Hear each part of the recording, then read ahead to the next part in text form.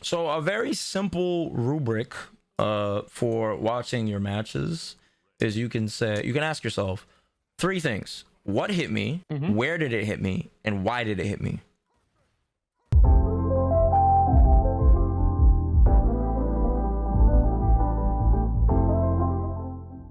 Howdy gamers, welcome to another Fighter Academy classic shadow training. Today hooking up with Dunk Bunklin. I think I'm saying the name right.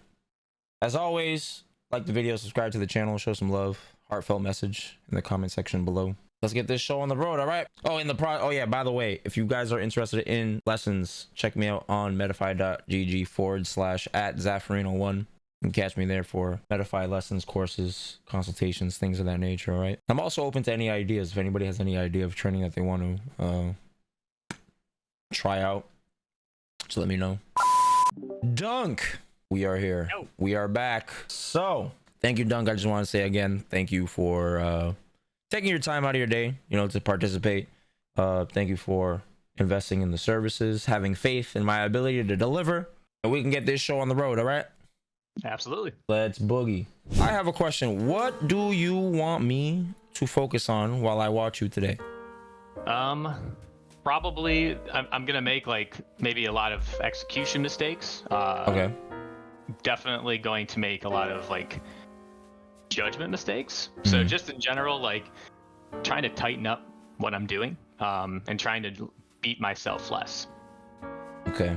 All right. So guess what? Here's the beauty of what you just said. It starts with the things that you speak, Dunk. You can't say you're going to make mistakes because you're already framing it in your brain. You're going to make mistakes. Fair enough. Right?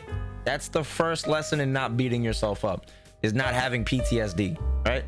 You have to have the energy to create, a new future, right? A new reality. But if you keep thinking off of the past, it's like, oh, I'm going to do this. Those are the standards you're creating in your head, right? Fair enough, yeah. All right. So you just got to be fair. We gotta think different, be different. So mistakes are natural, but who's to say they're gonna happen? They just happen if they happen, right? And then we adjust accordingly. All right. So that's the first step to having good execution, is you don't think about your execution, because you got to think about it when you practice, right? When you're in training mode, like here, and you're practicing a combo, you're not really thinking about it. But in a match, if you're thinking about it, that means you don't have the same intent, the same muscle memory, the same focus, the same quality of execution like you did in training mode, because now you've added in this evaluation filter, right? You've added on this extra layer of thinking, which you weren't doing in training mode. So that's probably why, if you've I don't know if you've have experienced this, but some people will, where you can do something in training mode, but then you struggle to do it in a match. Because in the match, you're thinking about the combo. But then, yeah, that's happened a lot. Right, and then there are times when you don't think about this thing you've struggled with, and all of a sudden you do. You're like, wow, I've been trying to do this for months, right? Yep. It's because you stopped thinking about it. There's an interesting book, if you're ever interested in reading it. It's called The Inner Game of Tennis. I've heard of it, actually, yeah. Yeah, fantastic book. And it talks about the dichotomy between your conscious and subconscious mind. And it's really, really dope at emphasizing that relationship and how one gets in the way of the other. Well, yeah, it's like you want everything that you learn to essentially become subconscious. Right. But how do you do that if your conscious mind keeps interrupting the process, right? Right. Hard to focus on other more important information if you're focusing on stuff that should be subconscious. Yeah. Yeah. So for me personally, I tell myself to shut the fuck up, and it works. Sure. If you ever watch me on stream, that'll be my mantra. if you ever watch me on stream and you see me wording to myself, it's probably me saying shut the fuck up, which is mad funny because I look like a schizophrenic, but I'm just telling my conscious mind to get out of its own way, So all right. I like that. So yeah, feel free to start up, Rank. All right, I'm gonna mute so I do not distract Dunk. I hope Dunk is not watching the stream. Okay.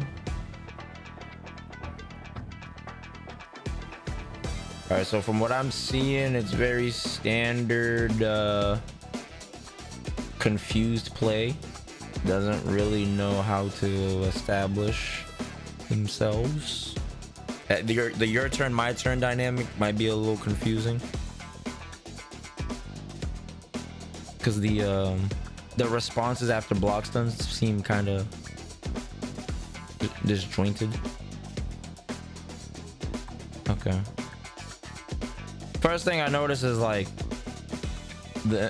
gotta implement the lights and the mediums the right way.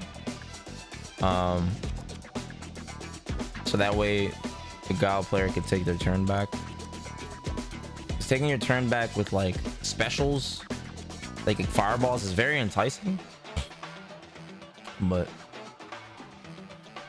can't rely on it, especially when you don't have a full grasp of character matchups, the game, the engine, stuff like that, right? Nice. Okay. Whoops. Okay, it happens.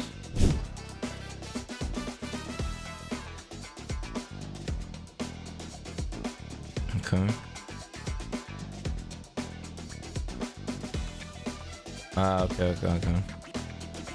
So I think one thing that we could have Dunk work on is understanding zones, segmenting the screen. I think I gotta remake that video because a lot of people don't know it exists. It was a really popular video though in 5, but I gotta revisit it for 6. Well, that was pretty good. That's pretty good.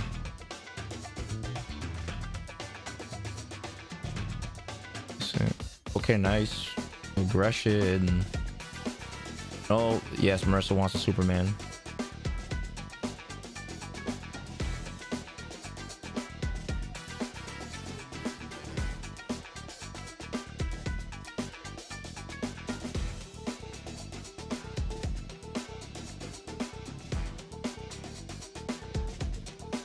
Oh, yeah.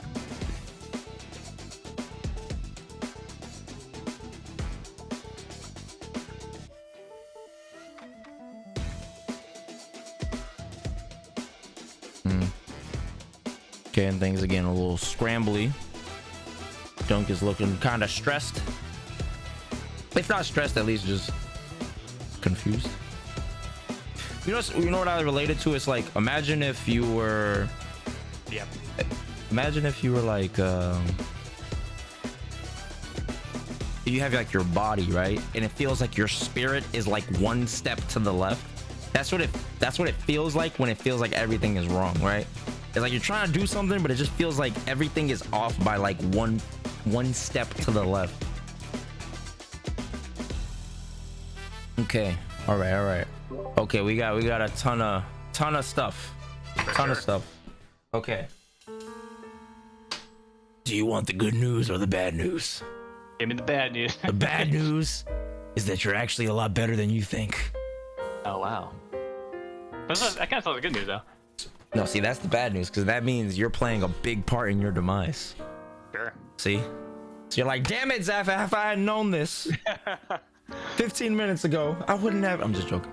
But, yes, let's go to training mode. Trade against your character. All right, so let's talk about it. All right, so from what I see, I kind of related it to your... Like, imagine if, like, you had, like, you know, you had your body, right? You have your body, and then, like, your spirit is not aligned. You know those like captchas with like you have to line the puzzle up so that way they know you're not a fucking like a bot, right? It's like it's like your spirit is not aligned with your body when you play. So there's like you're caught between two thoughts. At least in that matchup. I don't know if that's like a fundamental thing. We're gonna find out the more you play today.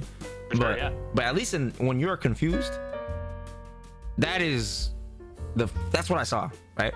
So how do we correct this? Well, simplification helps a lot, right? Knowing the puzzle has to just go left to right, right, in order to line up. So how do we do that in this game? You got to trim the fat. So we got to reduce the complexity. We got to simplify things so it's easier for you to track, right? So the way we're going to do this is we're going to build up. It's like going to the gym. So we're going to start off with no weights on the bar, right? And then gradually we add weights, which would be doing more things, okay? So what I want you to practice for now, very, very simple, is when you push somebody back, I want you to say out loud what you see them doing. This is an exercise that I had on a lesson recently with Supreme Kai, who played Marissa, ironically enough. Right? I told Kai, hey Kai, start saying what I'm doing out loud, right? And or because we were playing like the mirror match, right? So they just start saying what I'm doing out loud, because that way you can actually like hone in, you can focus, right? Okay. And so that way you can focus on things that actually matter. Because what contributes a lot to confusion in fighting games is people try to treat everything equally, but not everything equally matters for a bunch of reasons. Number one, the player, right? The player doesn't play in a particular way. So why would I look for certain things out of a player that isn't doing those things, right? And then there's the character design, right? So then it's like, why would I look for a fireball if I'm playing Marissa, right? Like, so I could just delete these things in my head. All right. So when you push me back, what you're gonna do is you're gonna say what I'm doing. So if the Marissa walks, or you know, whatever the character is, the character walks, you're gonna say, oh, they walked, oh, they jumped, oh, they did that. Because what's happening is you're punishing the behavior of the player sometimes, Dunk, but then you kind of abandon it, and then you start to contradict the information you've been given. Okay. All right. So what I mean by that is, for example, if you were, not that you weren't paying attention, but if you prioritize the information that, oh, whenever I push Marissa back to this range, she's doing Superman punch, right? So instead of you throwing a fireball and then getting clapped because she's Superman punching over your fireball, right? Or sometimes you do EX fireball and a catcher on the startup, but that's 2 bars for very little damage, right? Right. Instead, you push her back, you hold the charge, and you flash kick her. And you see her Superman jump. Okay. All right. The other thing you could do is you push her back, and then on reaction, you just neutral jump. You neutral jump and get a whole punish. Because at the range that she's doing it, so take like a little step back, right? Like right there. They're not gonna do the light version, because the light version will whiff, right? So, do you know how to use the shortcut settings for like the save state? Yep. Okay. So just save it right there. Right? And then have her recorded to do light Superman punch. Is that this? Nope. It's sure you can in punch. Yeah. Okay. So like right here. yeah, so yeah, right there's about fine. So start it over and then and just get the, yeah, there you go. And every time you do a special, always end it in block, because you want to make sure, yeah, right, that you're timing it right.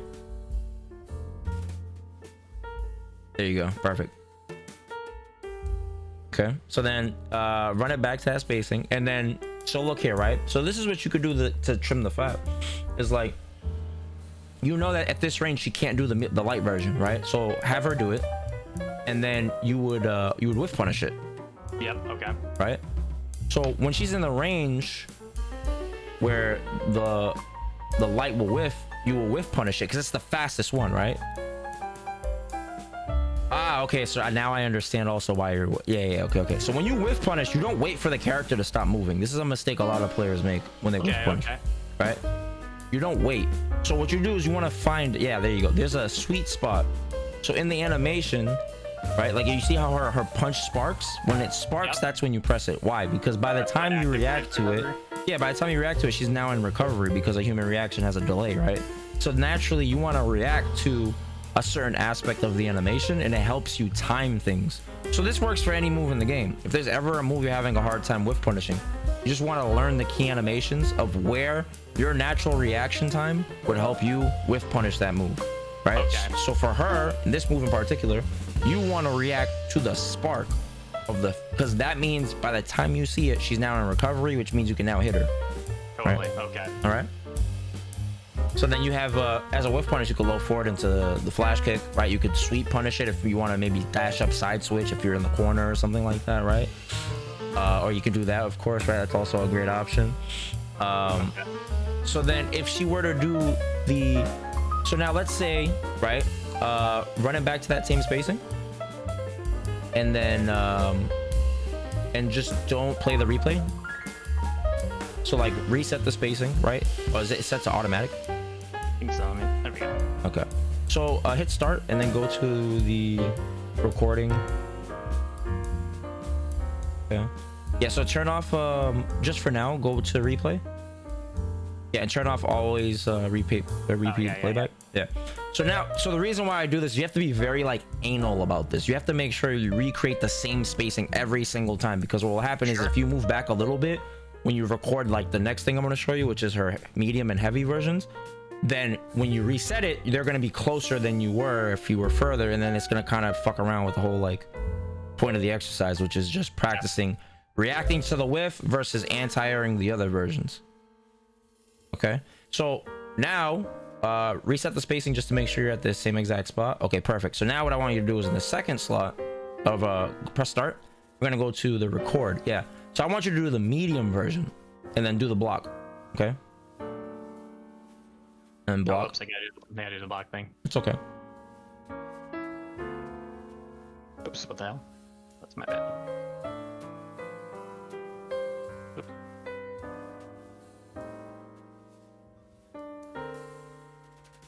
There we go.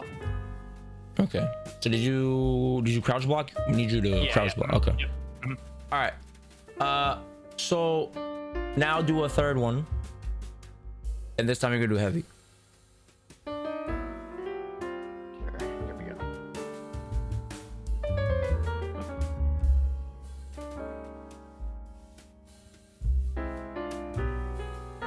Nice. Okay. So now I want you to turn all three on, right? Okay. And so now you're gonna just start it. It's gonna be random. It's not gonna tell you which one it is, right?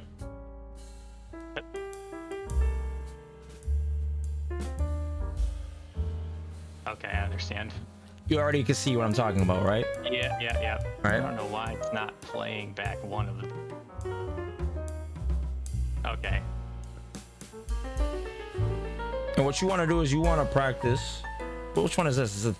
I don't know why it's not. Yeah, which one is this? This is probably this one, eh? Yeah, and I'll just turn off 2 of the 3. Yeah, it's that one. That one. So that was the heavy one.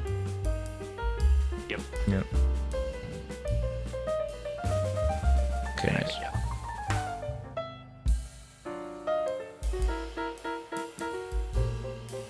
Okay. Probably might not have time to charge. Yeah, just charge a little bit before you start it. I don't know why it's okay. Oh yeah, before it starts. Yeah, Yep. yeah. There you go. Okay. She only has the armor on the way up, not on the way down, right? So it's a lot easier for you to do this, right? So then what you want to do is when you see the light though, you're gonna low forward. Yeah, I'm doing it way too early. Yeah, see, you have so much time. Okay. This is the equivalent of somebody like dashing up on you and then trying to press a light or a medium. Gotcha. All right, so if you knew guaranteed that this person is gonna dash up and always try to press, this would basically be that timing, which is like super slow if you think about it, right? Right. So what I want to see is I want to see you successfully anti-air, but I want you to whiff punish that light version at least once. But I want you to look for the light first because it's faster, right? Okay.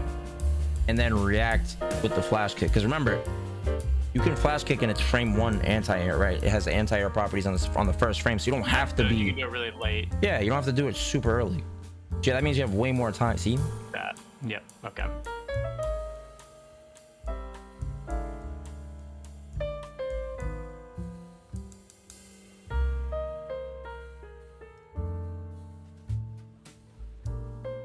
Yeah, you can do it really late. Yeah. Still waiting for her to do the light one. I don't know if did I screw something up? Is she not gonna do it? That was the light one right there, I think. Oh, that was the light one? Oh, okay. That was the medium. That was definitely the. We should show the inputs Yeah. that you did with the other character. That might have been the light one.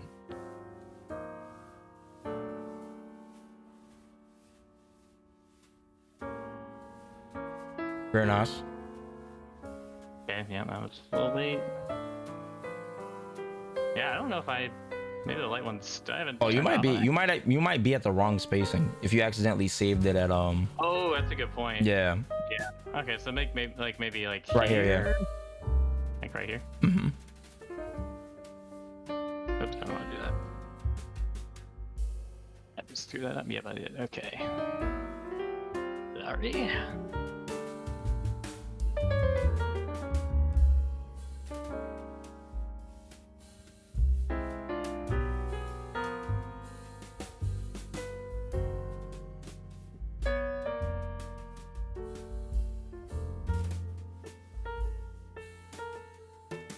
You're closer. Look. Oh, that was okay. That was the. I'm closer now. Yeah, I think you're a little too close. Right there. Should be a little. There you go. There you go. Okay, okay. There you go. That should be fine. All right, gotcha. Wait, am I like? Okay, no. Oh, okay. There it was. Because you gotta remember too, when you're crouching, you're fatter, right? But you need a crouch because you need a charge. So you have to be a little bit further away. Okay. Right, but if you're like mobile, you're moving, dancing around, then you can be a little bit you can be a little bit more like loose in terms of your spacing because it's gonna be slightly harder for them to hit you. Gotcha. You know. But yeah, that's basically what you want to do, and these are the things you want to figure out for every matchup, because now what happens is you don't want to break your teeth and make this the sole focus of how you play the matchup, right? But the idea is when the range gets created, Dunk, you're like, oh, I already know what to look for. Yeah, like like obviously here that's not the matchup, like, right? You know, or like here. But I understand what you're saying. Like once you enter a certain range, like you can start thinking about stuff that you've learned. Right. You know, and then the beauty of this range is it's kind of like your fulcrum. It's your point of leverage, because from here, if you do light sonic boom, you get the drive rush pressure, you know. So this is going to be a really sweet spot for you just in general. But the thing is we have to think, well, how does this range get created in the first place? If you think about it, it's usually because people get knocked down, right? And then they back roll, which is what a lot of people do. They want to create space and then they want to like launch forward, right? So they want to feel a little safe and then launch forward. That's what undisciplined players do. So when you learn this, you could literally blow through rank because it's very simple. People, yeah, because after you get like a knockdown, you get to this range and you kind of can predict that behavior or whatever. 100%. Okay. You know, to the point it gets boring because then you're like, damn, this is literally like the cheat code to solving ranked. Yeah, pretty much. Right? Because then you change it to other characters. So let's say, for example, if you knock a Cammy down there, what's she gonna do? She's probably gonna jump or hooligan full screen, or she's probably gonna spiral arrow, right? And then you just adjust accordingly. So the idea is you have to mentally rehearse these things in training mode, so that way when it happens, it's not foreign. So when you've trained it in training mode, you've given yourself experience, and the experience translates into confidence of being able to actually execute. That makes sense. That makes sense, right? So what was happening with you earlier is like you were on a whim punishing it, but it was very like finicky. It was here and there. It was very disjointed, right? So you had contradictions in your play because you knew she was doing it because she gave you the information. Whether you chose to ignore it or not was obviously up to you, but you've seen it. She gave you the facts of the matter, like, hey, I'm doing this. But then you would still do things that would lose. Yeah, I'm like doing this. Right. Yeah. You see what I'm saying? So it's like sometimes just threaten the range of the thing that would lure them into doing it, which would be that. Right? Because remember what I said about that range. Oh, okay. Yeah, no. And that's what I think about with like anti-airs. Like I don't want, like, there's some situations where this is fine, but like I'd like ideally to be like somewhere where I can, you know, right, do an anti-air, like because you know people are gonna jump. Right. Yeah, that makes sense though, for sure. Like to apply to other things for sure. Yeah, and it's good that you're aware and observant of that anti-air spacing, because obviously you don't want to be so far to where your tools don't reach, right? Mm-hmm. So then, yeah, like over here, it's right, fine. Like, you know, you're doing this, but you're not going to actually punish anything. Correct. So now, when this is just something to nibble on for like long term, but like when you play better players, they're gonna be aware of that, right? So sometimes what you could do is, like, if you ever watch Knuckle Dude do this, he'll purposely walk out of range of like his anti-air buttons, and then he'll just walk up into the range as the person is jumping. Or yeah, or like, you know, or drive rush into it, right? Yeah, try and do that. Yeah. Mm-hmm. Right. But I like the idea of just walking for the sake of implementation, because for early implementation rather, because it's less execution, right? And this is like the training wheels. Mm-hmm. It's just the mindset is the most important part of this for now, and then you can start doing the advanced stuff later on. But yeah, so that was like a big thing. Another thing was on the your turn, my turn dynamic. You would try to take back with fireball. Against players like, especially at this rank, I would not overextend with massively laggy moves, because a lot of people, when you push them back, they commit to lazy man footsies. What's lazy man footsies? It's the big three of jump, horizontal lunging attack, or a dash. Okay. Right? So in this game, drive rush is a thing, so you basically can mold dash and horizontal attack together, right? So then you can kind of simplify it to jump and drive rush. That's what a lot of undisciplined players do, because it skips neutral. The way people learn this game is they learn by what? When you go on YouTube and you search Street Fighter, what are the first type of videos that pop up? A lot of like, yeah, a lot of how to beat X, Y, and Z, but a lot of like drive rush stuff, yeah. Well, close, but the first thing you would ever find with fighting game videos online is combo videos, right? Oh, for sure, yeah. Right. So since you're kind of conditioned from your being exposed to combo videos, that's all you think about when you want to win. You're like, oh, how do I land this combo? And then you see all the combo videos. What do? They start with jumping, or they start with drive rush, right? They start with these big, massive risks. So that's how a lot of people learn how to play fighting games. When they go and they binge on this content, they're learning it from that aspect, right? So when you push people back, they're thinking, well, in order to win, the number one way people think of winning in fighting games is to deplete your health gauge, right? But there's actually another way. Back in the older Street Fighter, back in the days when they actually gave you like pamphlets, the instruction guides in the video game boxes, right?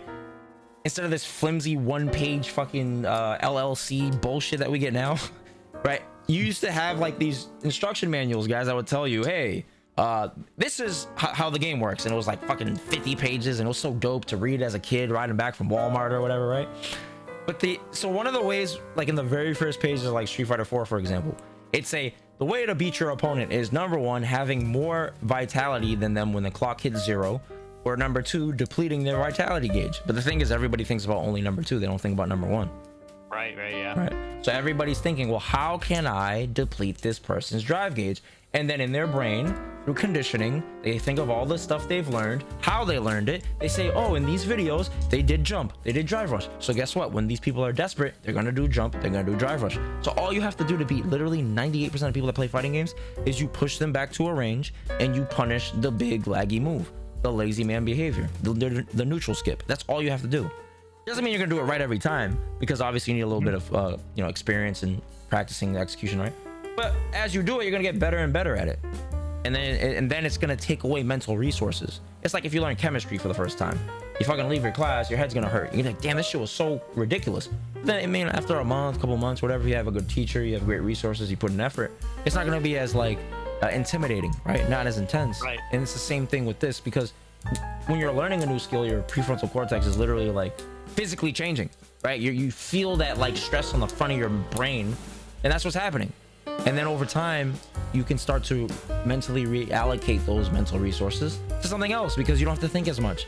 Now you can start focusing on movement. How is this Marissa moving? You see, that's when we start doing the next lessons and stuff like that, right? But for the sake of this, we simplify. We push the person back, and then we call out what they're doing. So now when we go back into ranked, what I want you to do is I want you to call out what the person's doing. Because now what this is going to do, it's going to override your muscle memory of just kind of like doing shit on a whim, right? But it's also going to make the game more intimate, where you're not going to be so afraid of the interaction, because you're not going to be thinking about winning and losing. You're going to be focusing on learning. For sure. Right? And then you'll be able to call out your own contradictions, because they will happen, because this is new, right? You're going to be like, damn, why did I do that, Dunk? I just said that he's jumping, right? It's going to be kind of funny, but... Yeah, when I watch my replays, a lot of times, like, who is this guy? Yeah. Like, yeah, for sure. Hurt.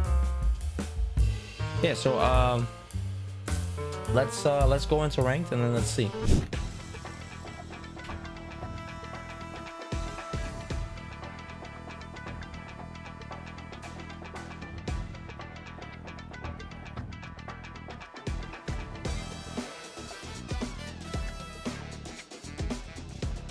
Yes, she is walking backwards.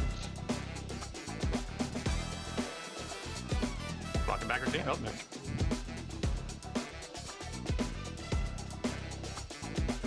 doing a lot of cannon spikes to close the range. Okay.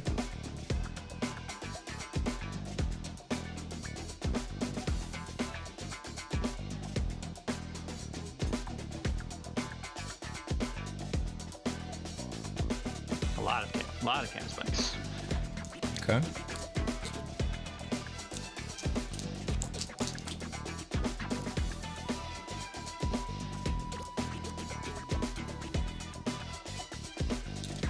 I need to hear more, Dunk. You're getting silent. All right, sorry, yeah. Specifically when she gets knocked back, or yeah, okay. So Yeah. like right now she's cannon spike. Oh, no, she's going to level 2. Nice. All right. She's doing a lot of spin knuckle. Like, she's gonna probably try to do one maybe right now. No, cannon strike. Nice. That's a spin knuckle. Probably can't. Oh, Nice. Oh. Oh, that was a punish miss there, but well, that was unnecessary risk. Yeah, remember, we're not trying to win, right? You just want to practice this one exercise. Yeah, sure. Yeah. Okay, she didn't can spike that time. I keep missing the sweep on the. She's jumping. She's like empty jumping now without can spike there. Nice. Can spike.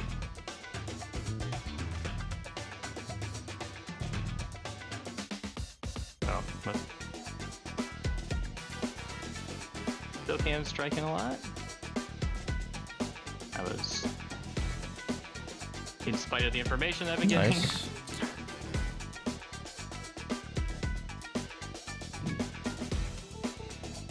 Yeah, there you go. Nice. See, okay, that was good. That was really, really good. So now what you got to start doing is, right?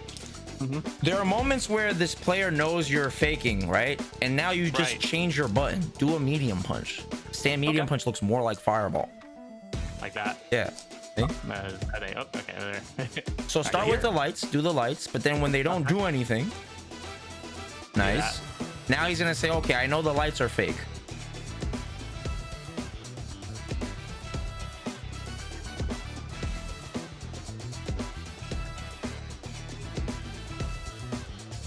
Nice. Nice. No, whoops. Okay. Should have. Yeah, just keep investigating. Don't trust this person. Yep.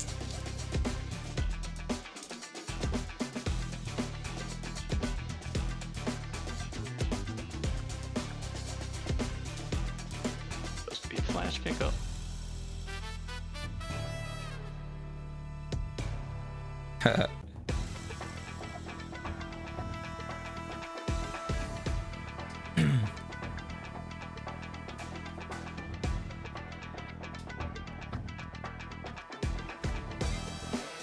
Okay, spin knuckle there.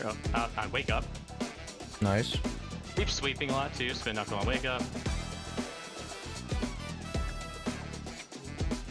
Trying to like meet me with is that a medium punch or heavy punch?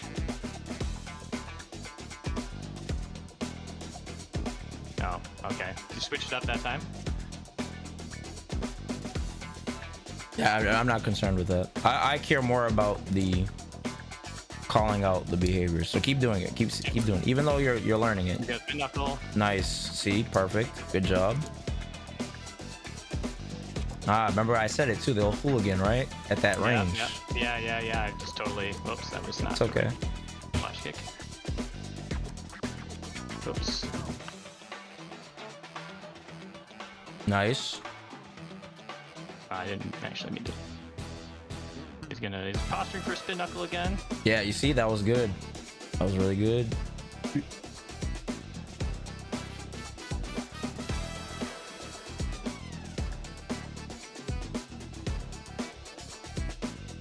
Yeah, nice. It's trying to bait, obviously, right? Yeah, that's a good spot to fireball.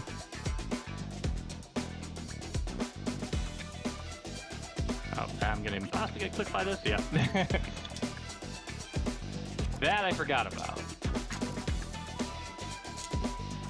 Yeah, this person was clearly Well, definitely didn't remember the level 3. they're up to no good. So even if you don't remember, if you could tell they're up to no good, you just have to keep baiting them. Right. Yeah, like they were. Because they'll show you. They changed their behavior immediately. You're right. Yeah. Because all of a sudden they started doing dive kicks. Like, what was that? What were you trying to bait? So we knew they were trying to bait the anti-air, but then when you hit them out of the bait, then it's like, okay, now I know, because you're trying to bait the bait, right? Or the counter behavior. Right. That's usually what frustrates people. That's when people crack, because then it feels like they're just wrong. Everything they're doing is wrong.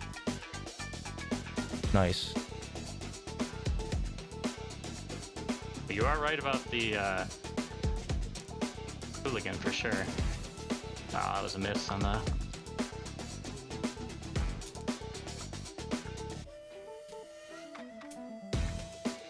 Yeah, I have yet to like punish like the big massive like gap close there. Nice. Oh wow, okay, first time she's done that.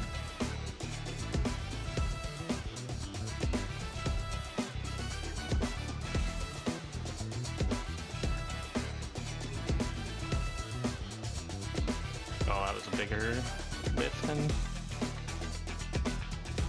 Okay, so she's like kind of waiting me out here. Definitely going to try to. Oh, whoops.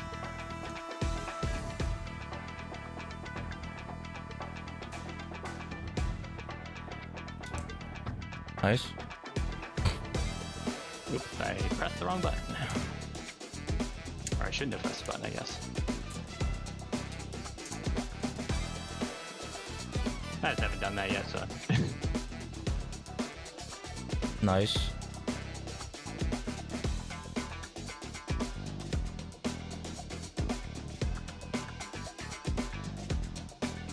Well, that was. Uh-oh. I was trying to win. You were trying to win. See? Yeah. I wasn't being patient. Yep. Sensei Zaf knows all too well. This is what happens when you're doing really good. You know, you can get kind of overzealous, excited. Happens.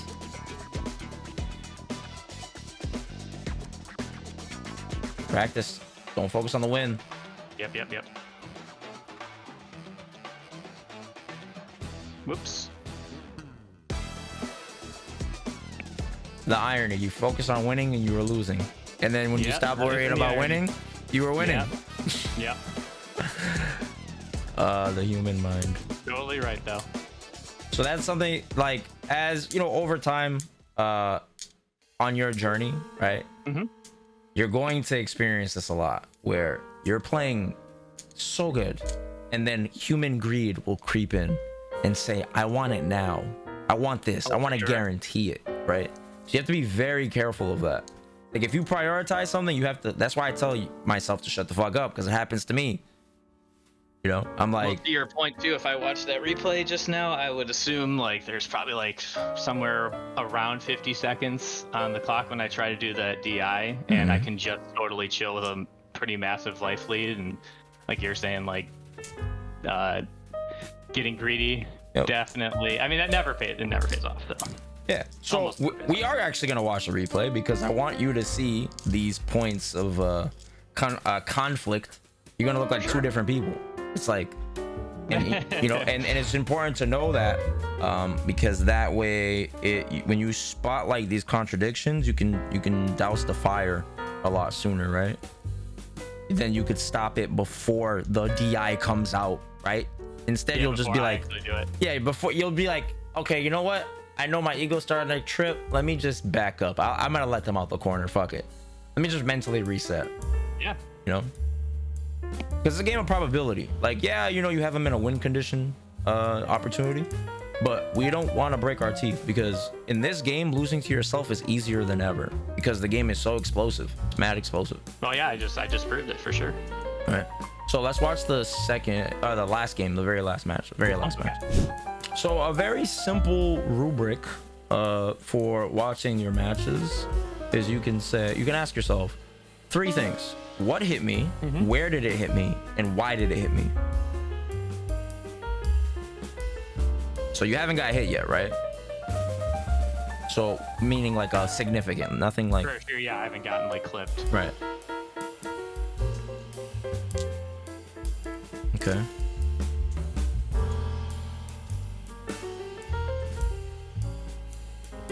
Nice. Look how much damage you did without really doing combos. You did like one combo and it wasn't even optimal. Right. So, like, do you want to go back to when I got hit there? No, let's go back 10 seconds. I want to talk about this a little bit further. Right here. Yeah, so you got hit there, right? Yep. Is that the point you were talking about? Yeah. So Okay, yeah, so this works. Where's where I got hit? Because I'm pressing jab when I wake up. Yeah. Okay. I thought you was talking about something else. Okay, yeah, so that situation, yeah, we can keep running it back. Just keep recycling like that moment. Yeah, so here you try to jab, right? You haven't really shown flash kick. You haven't really shown parry on wake up. A lot of your defensive options are just like block, mash jab.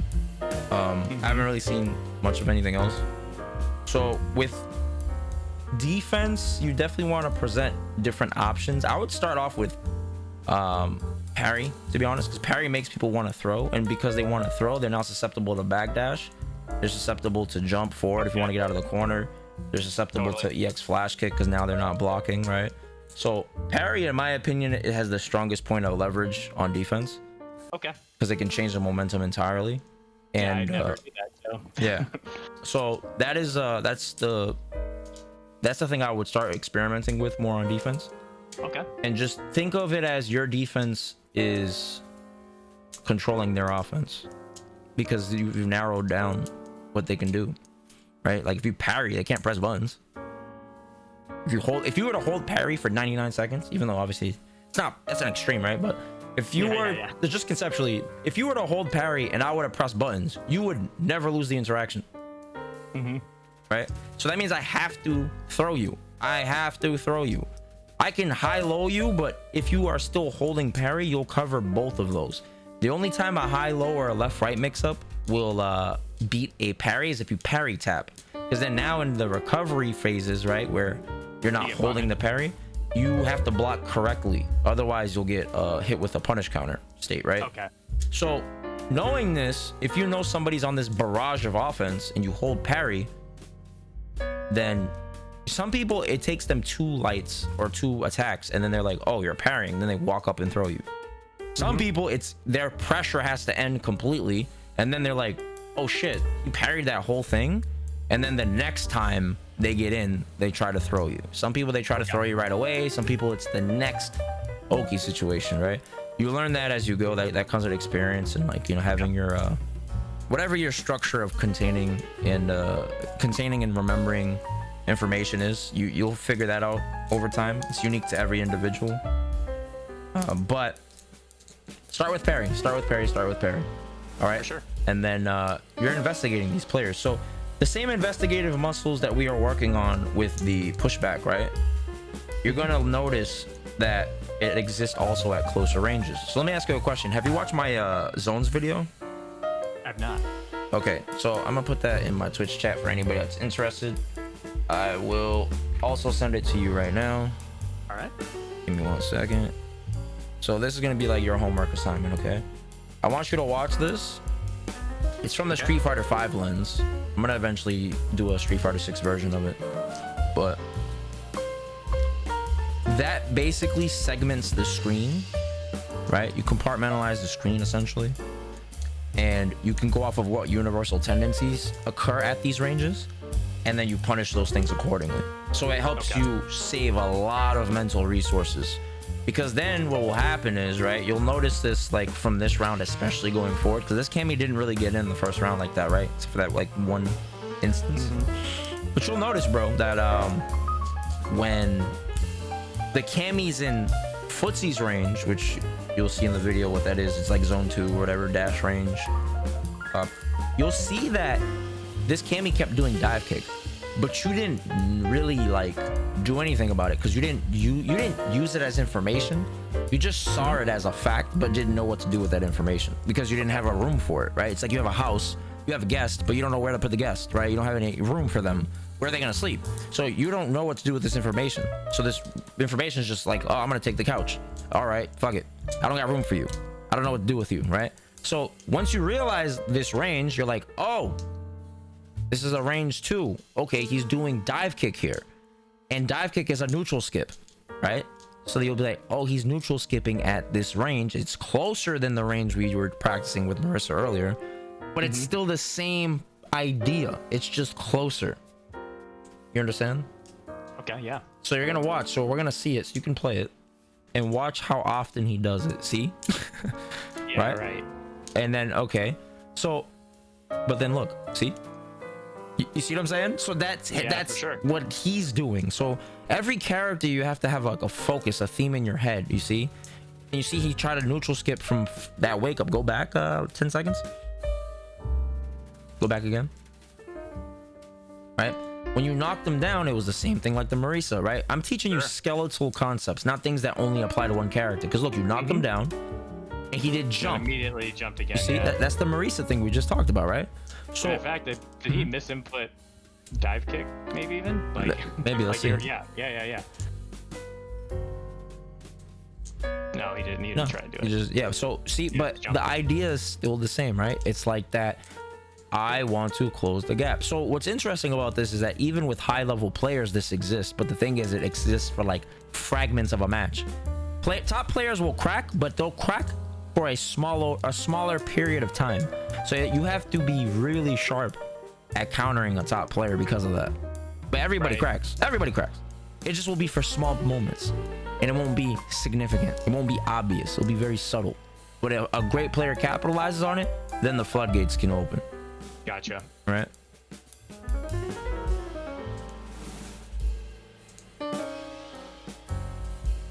Nice. Okay.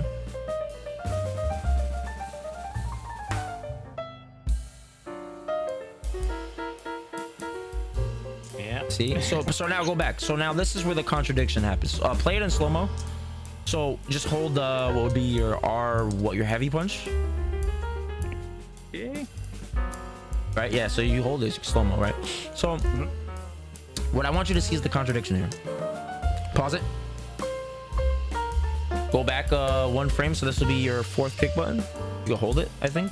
So now I want you to play it slow, right? So we're gonna play it slow up until the low forward, and this is where we're gonna talk about the psychology of this situation. Gotcha. Right, this is where you played into your own demise.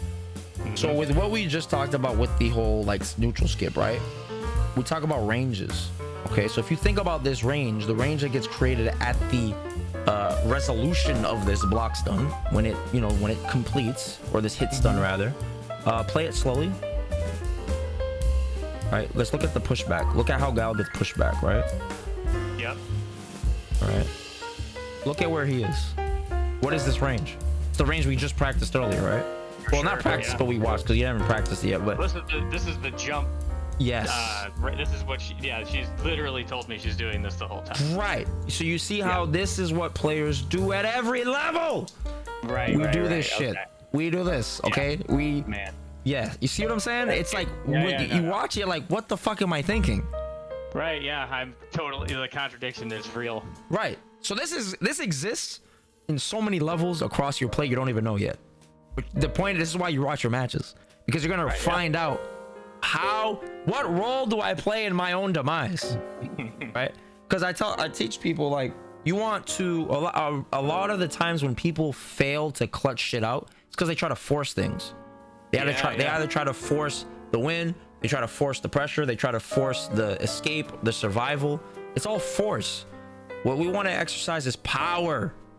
All right, and power requires trust. It requires a dichotomy. It requires a relationship between you and your opponent. See, but if you play a 1-player game, how do you do that? You don't. Yeah, right. Right. So even the players that look like they are fucking batshit crazy, and like they still have these moments where they allow their opponent to play, to show, or reveal or do something that they can appropriately counter, right? So you do the low forward here, you look at the range, you create dive kick range, essentially. You create the Footsies range, because remember, dive kick is a anti-Footsies tool, right?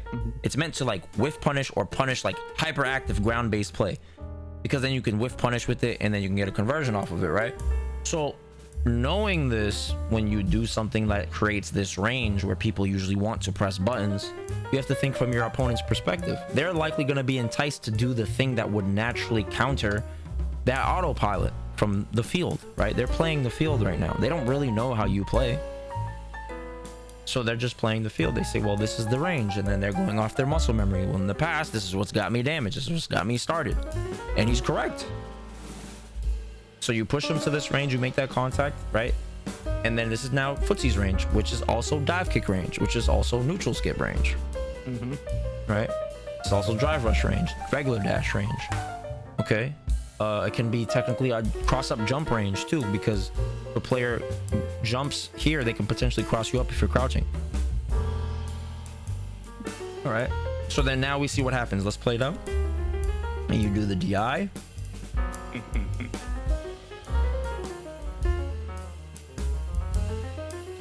And then boom. And then now look, everything that transpires from this, right? So you can play it at regular speed.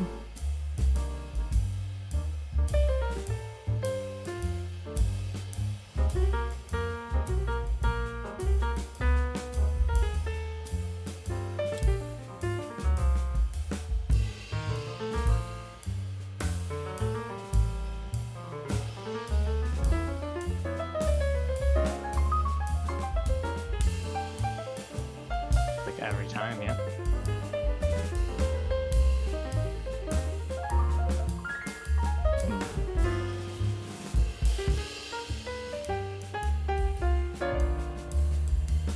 So now let's talk about it. Yeah. What would you have done better? This is important because for the visualization aspects, this is mental rehearsal. A lot of people, bro, because you said 37, right? Yep. So you probably got a family, wife, kids, stuff like that, right? So Wife, yeah. yeah. So when adults, I have a lot of like students that are like in their 40s that come to me for lessons, right? And the first thing they'll say to me is, "Damn, Zaf, I really want to get good, but time, right?" Yeah. And I'm like, yo, I get it, I understand. But let me tell you something. It ain't about the amount of time you spend. It's the quality of time. I had a student, dad bod Ryu, just made out of pools. He was like, I just really want to make it out of pools, Zaf. And I'm like, bro, you're going to make it out of pools. I don't care if you only practice an hour a day. We're going to practice the right way. Boom, made it out of pools. At Evo. Told him. No doubt in my heart. How? What was the key? We just got to increase the quality of our training, right? So this is one of the ways you do it, is mental rehearsal. You don't have to play the game. Dunk, you don't. You really don't. If you think about the game, you can mentally rehearse the game. I talked to Mena about this, right? Mena was telling me like, yo, I like visualize the game like a fucking I have training mode in my brain. I was like, damn, that's exactly what happens with me. That's so funny. He's like, yeah, and he was telling me about like his sessions with like talking about it to his psychologist, whatever. And I was like, yeah, that's mental rehearsal. That's powerful because your brain cannot tell the difference between things visualized and versus the things that are actually practiced. Like there was like a study where they showed like these like two groups, like study groups or whatever, that they showed one a sunset and the other a picture of the sunset or an image of a sunset, and the same hemispheres of their brain were activated. So your brain can't really distinguish what's made up in mind versus what's experienced in reality. That's powerful. That's powerful as hell, bro. So imagine, you don't even have to be in front of the game to practice. You can be sitting in traffic, just thinking. For sure. Yeah, I, especially in matchups too, like that I'm not like super familiar with. If I'm like, yeah, like if I learned something earlier and then can kind of like think about it over and over again. Yeah, 100%. You know? Yeah, that makes sense. Yeah. So when I asked you this, right? Because I want to teach you how to fish. I don't want to just like give you a fish. That's why I'm here. Right? That's why yeah. I'm here. I want to know how to fish. Right. And so that's why like I ask these questions. Maybe some people are like, damn, get to the point, Zaf. I have to be long-winded because I have to take your mind through the journey. Right? No, I appreciate it. I have to do that. And this is where the patience comes in, because I'm a naturally impatient fucking person. But I'm patient with other people. Right? So I have to do this with myself also. It's like, I have to walk myself to the source, the point of all of this, right? And the point of this is why you have to ask, like, yo, what would I have done better? Because then now you're doing everything we just practiced. You're pointing out the flaws, you're pointing out the contradictions, you're mentally rehearsing it, right? You're internalizing it. And then you just do this for reps. Now you're at the gym benching, adding weights, getting stronger. Add 5 pounds a week, boom, boom, all of a sudden, right? You're at 225 benching or something like that. So that's what we're doing here. So I ask you, Dunk, what would you have done better? I would have listened to the information that my opponent gave me. As far as specifically, I would not have made such committal decisions based on what I knew that player was doing. Mm-hmm. But I would have been a lot more patient, waited for him to give me an opening instead of trying to take it when it wasn't there, or when I knew it would be, like you kind of said, like they're going to do the thing that they know is going to get them the W or going to get them damage or whatever. Right. And I did learn it. And then like I said, yeah, I would choose not to ignore that information anymore. Right. Beautiful. Beautiful, beautiful. Yeah, and so here's like my last thing I want to share, right? Because it can be confusing, because in this journey you're gonna see, like, there's no one size fits all concept, right? Everything is like contextual. So what's really interesting about, like, the whole letting people hang themselves thing, right? Mm-hmm. When people say that, I hate when people say shit but they don't fill the fucking gap. That shit irritates the fuck out of me personally, right? So when people say, "Oh, let them hang themselves, let the player overextend," what does that even mean? Can you explain? Lot, yeah. You hear that a lot, right? And I've been on this journey of trying to figure out, what does that even mean? Somebody explain this whole idea of letting them overextend themselves. I'm gonna tell you what it means, because very few people fucking explain it properly. What it does not mean, let's start with that. I always like to teach what something isn't, right? It's duality. What it does not mean is to play off of hope. A lot of people play off of hope, but they don't realize it. They switch from doing things proactively to then hoping. It's at that point where you start to hope you lose. I'm gonna tell you something about grand finals at Evo. That last round, Big Bird was up like, what, 85%? Yeah, a lot, right? I'm gonna tell them,